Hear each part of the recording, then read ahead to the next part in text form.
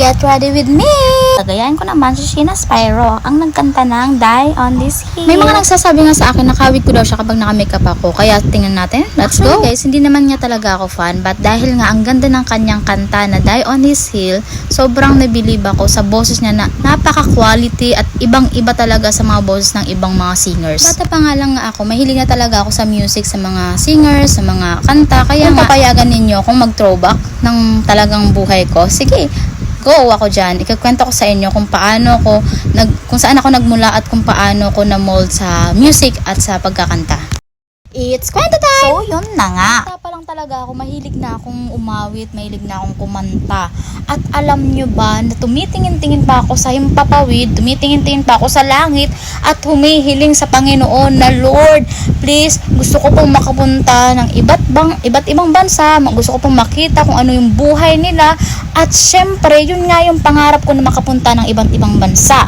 At dahil talenta ko, syempre ginamit ko yun. At ito pa nga yung nakakatawa guys, diba, habang nakatingin ako sa impapawid, syempre umaawit na ako niyan, kumakanta ako, nagko-compose ako ng mga kanta, at kung ano man yung nakikita ko, bagay man yan, mapahayop man yan, mapatao man yan, ginagawan ko yan ng kanta. Composer yan. I think 5 years old ako noon. At alam nyo ba, grade 2 noon, sumali na ako ng choir. At doon ako na-train sa choir na yon. At sa pagkakaalala ko rin, sumali ko noon ng buwan ng wika dahil nakitaan nga ako ni Ma'am Des ng talent noon sa pagkanta. So, isinali niya ako sa buwan ng wika na yon. Isa ako sa contestant noon at napakabulinggit ko. At nung grade 3 naman, dahil nga choir ako, so si kuya siya, sabi niya, Bianca, sumali ka sa biritan sa barangay, doon sa barangay natin. At yun na nga, trinain niya nga ako.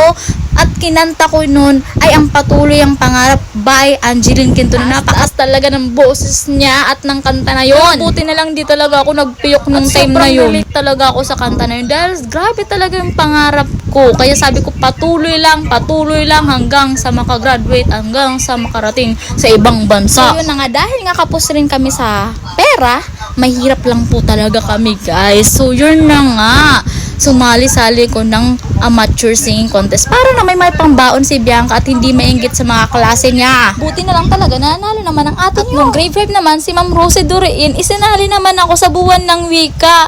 At yun na nga, nadi-discover tuloy ang atin nyo. At isinali nga ako sa choir sa school. Alala ko pa noon, kinantes kami sa Kulturang Bicol noon at ang kaduwit ko ay si Emmanuel Ramos. At alam niyo ba kung sino nag-train sa amin? Si Sir Odi Arroyo. At palagi kami nandoon sa bahay nila, maging sa flute, choir, sa lahat, sa DLC, lahat ng yan about sa music, instruments, about sa music.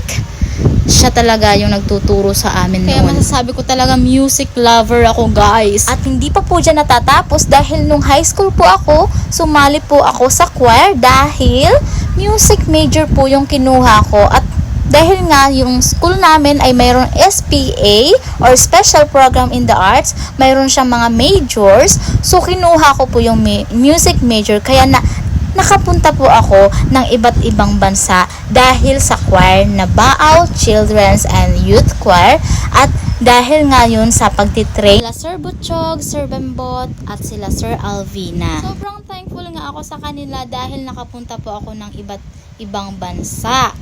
So natupad na nga, 'di ba, yung pangarap ko, guys. Nakakatuwa lang kasi sabi ko sobrang hirap ng buhay namin. Alam niyo ba, guys, na yung mga kasamahan ko, yung mga dala po nilang pera ay nasa 15,000 nung nag-USA po kami. Pero ako po, guys, inutangan pa po ni Mama yung 1K na dala ko po noon na pocket money. At dahil may mga poster family po kami sa USA, ayun nga po, binigyan po kami ng mga pera doon at may nadala nga po ako sa bahay noon sa Pilipinas pag uwi po namin. At yung utang na yun ni Mama, hindi ko po yun ginalaw talaga kasi takot na akong galawin yun, guys, kasi sabi ko paano na babayaran ni Mama yung utang niya. At dahil nga bata pa ako noon, yun yung isip ko, guys, at laki talaga ako sa mahirap na buhay, guys. Sobrang thankful nga ako noon kay Lord kasi talagang sinasagot ni Lord yung mga prayers ko simula pa lang noon. Tao, o bata ang makakapunta ng iba't ibang bansa na ang pera ay 1,000 lang. Ako talaga kung iisipin, grabe yung experience ko nung panahon na choir pa po At grabe ako. Din naman yung mga learnings na natutunan ko nung time na yon. Kaya yung rotation ng life ko talaga noon ay puro lang talaga sa music, puro lang talaga sa choir at pagpa-practice, pag-train, rehearsal doon, rehearsal dito. At syempre, di mawawala yung gastos noon. At syempre guys, si mama ang sobrang supportive talaga na parent ko sa akin. Hindi niya ako pinabayaan kahit sa mga down na moment ko na sa buhay ko, na kahit walang pera, go na go pa rin si mama para suportahan ako sa kung anumang mga pangarap ko sa buhay, dahil bunso rin nga ako. At alam niyo yun, parang nandoon yung pressure sa akin, nandoon yung talagang pagkurot talaga na dapat ganito, Bianca, makapagtapos ka, dapat ganito, maging maayos na yung buhay mo, ganyan. Dahil nga madasalin ako, namuhay talaga ako sa church. So yun, lahat ng mga dulog ko talaga, lahat ng mga prayers ko, sinusumbong ko palagi sa Panginoon. Lahat ng mga pangarap ko, lahat ng yun, sinasabi ko sa Panginoon. Kaya, walang imposible sa taong may mga pangarap talaga guys. Kaya, patuloy lang na mangarap tayo, lalo na yung mga kabataan. Kung may pangarap kayo, patuloy lang sa pangarap natin, katulad sa kanta ni Angeline Quinto na patuloy ang pangarap. Walang imposible sa Panginoon, kaya go lang tayo guys. So dahil nga patapos na nga akong mag makeup jar, nagli-lip liner na lang ako guys.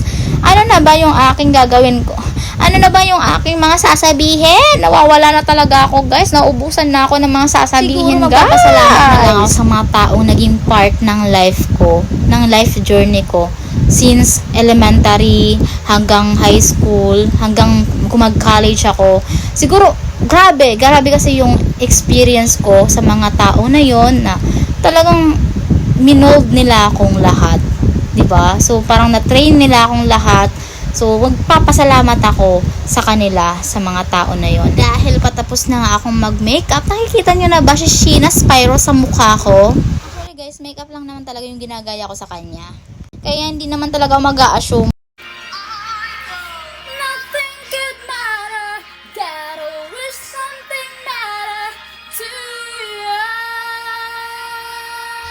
Nako, talagang kumanta pa nga siya.